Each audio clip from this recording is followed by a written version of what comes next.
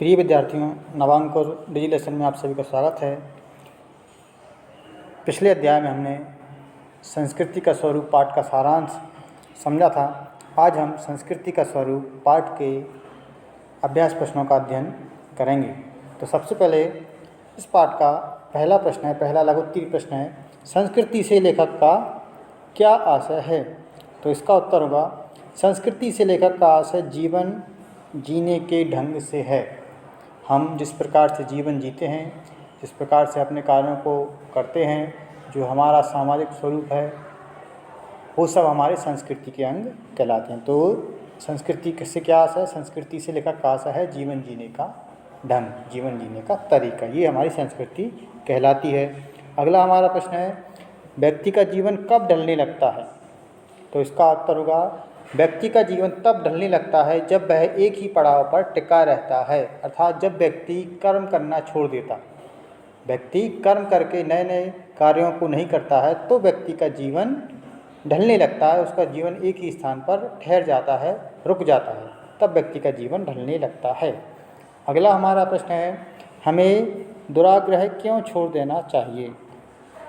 तो इसका उत्तर होगा कि हमें दुराग्रह इसलिए छोड़ देना चाहिए क्योंकि हमारे मत के समान ही दूसरों का मत भी हो सकता है। मतलब जिस प्रकार हमारा मत होता है, वैसे ही दूसरों का मत होता है। इसलिए हमें सभी के मतों का सम्मान करना चाहिए। यह आवश्यक नहीं है कि हम दूसरों के मत से सहमत हों, लेकिन फिर भी हमें सभी के मत का सम्मान करना चाहिए।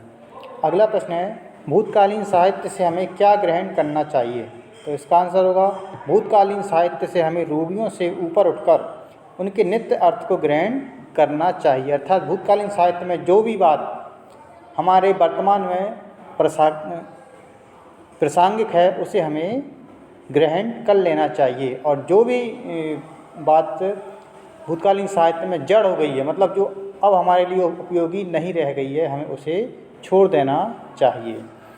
ठीक है, तो इस प्रकार हमें भूतकालीन साहित्य से रूढ़ियों को छोड़कर उनसे ऊपर उठकर जो भी उनके अच्छी बातें भूतकालीन साहित्य में लिखी हुई हैं, उन्हें हमें ग्रहण कर लेना चाहिए।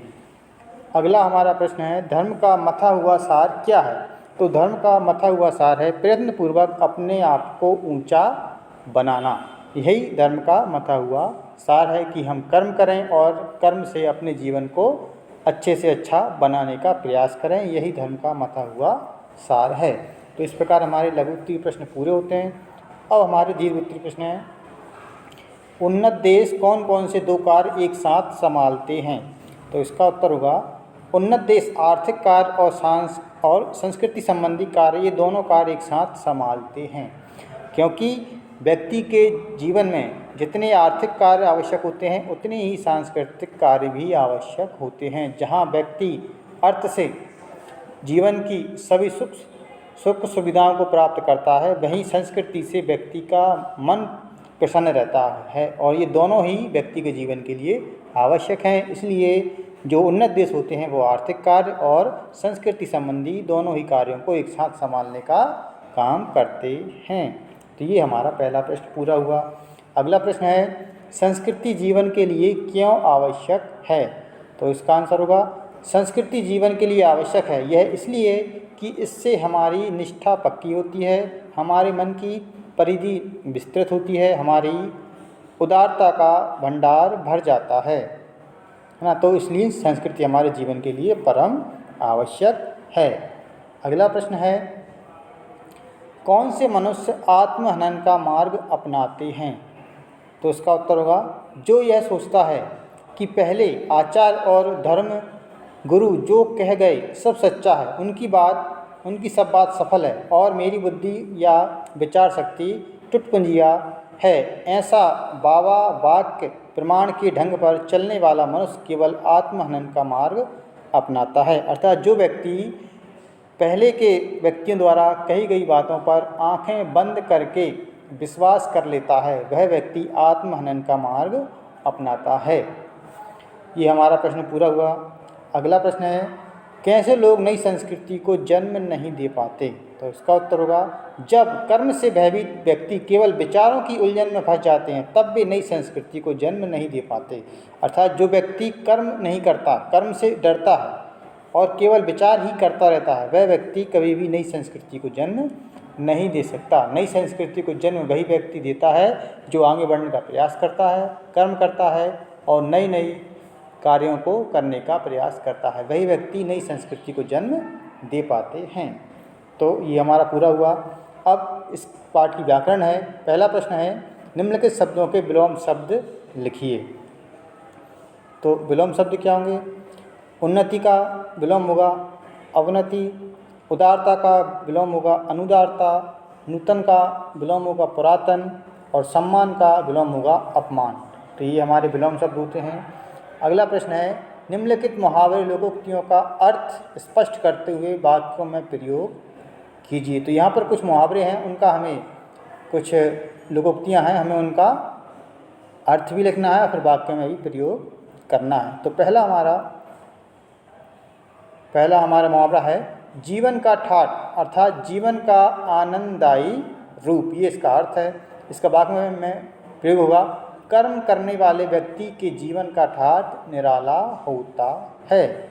अगला है हमारा कसौटी पर कसना, इसका अर्थ होगा परीक्षा लेना या परख करना। तो इसका वाक्य में प्रयोग क्या होगा, मनुष्य को सही सिद्धांतों को अपनाने से पहले कसौटी पर कस लेना चाहिए। अगला है हमारा घर खीर तो बाहर खीर, इसका अर्थ क्या होगा, स्वयं पर होने वाली वस्तु अन्यत्र भी मिल जाती है। तो इसका वाक्य में प्रयोग हम क्या करेंगे, कल खाना खाकर नहीं आया था तो सारे दिन भूखा रहना पड़ा, आज घर से खाना खाकर चला था तो जगह जगह भोजन मिल रहा है, ठीक ही है घर खीर तो बाहर खीर। तो ये हमारे मुहावरे और लोकोक्तियाँ होती हैं। अगला हमारा प्रश्न है, तत्सम और तद्भव शब्दों को छांटकर लिखिए। अलग अलग करना है हमें तत्सम और तद्भव। तो तत्सम शब्द क्या होंगे, चंद्र, संध्या और सहस्त्र, ये हमारे तत्सम शब्द होंगे। और तद्भव शब्द होंगे ठाठ, पुराना और रास्ता, ये हमारे तत्सम शब्द, ये हमारे तद्भव शब्द होंगे, ठाठ, पुराना और रास्ता। तो इस प्रकार हमारे तत्सम और तद्भव शब्द भी होते हैं पूरे। अब हमारा अगला प्रश्न है, निम्नलिखित शब्द बरतने की दृष्टि से त्रुटिपूर्ण हैं, इन्हें शुद्ध रूप में लिखिए। तो यहाँ पर कुछ शब्द दिए गए हैं जो कि अशुद्ध लिखे हुए हैं, हमें इन्हें शुद्ध करना है। तो पहला है ऐच्छिक। तो ऐच्छिक में यहाँ पर ए में मात्रा आएगी, क्योंकि ये यहाँ पर ए नहीं आएगी, एक जगह आई आएगी, तो आई है ना, ए आई। तो ऐच्छिक यहाँ पर मात्रा लगेगी। और किरण, किरण में ना की जगह अणा आता है, तो क्या होता है किरण। अगला है ज्योत्सना है, ये तो इसका क्या होगा ज्योत्सना, आदत्ता आएगा। अगला है ध्वनि, तो इसमें क्या होता है ध्वनि, मतलब छोटी की मात्रा लगती है। प्रतिलिपि, तो इसमें क्या होता है पा में छोटी की मात्रा लगती है, तो क्या होगा प्रतिलिपि। अगला है उज्जयिनी, तो इसका क्या होता है उज्जयिनी। तो यहाँ पर पूरा जानिया, इसमें आई की मात्रा नहीं लगेगी, बल्कि या और या में छोटी की मात्रा और ना में बड़ी की मात्रा। तो ये हमारा उज्जयिनी हो जाएगा। तो इस प्रकार हमारे ये सब त्रुटिपूर्ण शब्द भी ठीक होते हैं और हमारा संस्कृति का स्वरूप पाठ यहाँ पर पूरा होता है। फिर मिलेंगे अगले वीडियो में अगले पाठ मीरा के पद के साथ। धन्यवाद।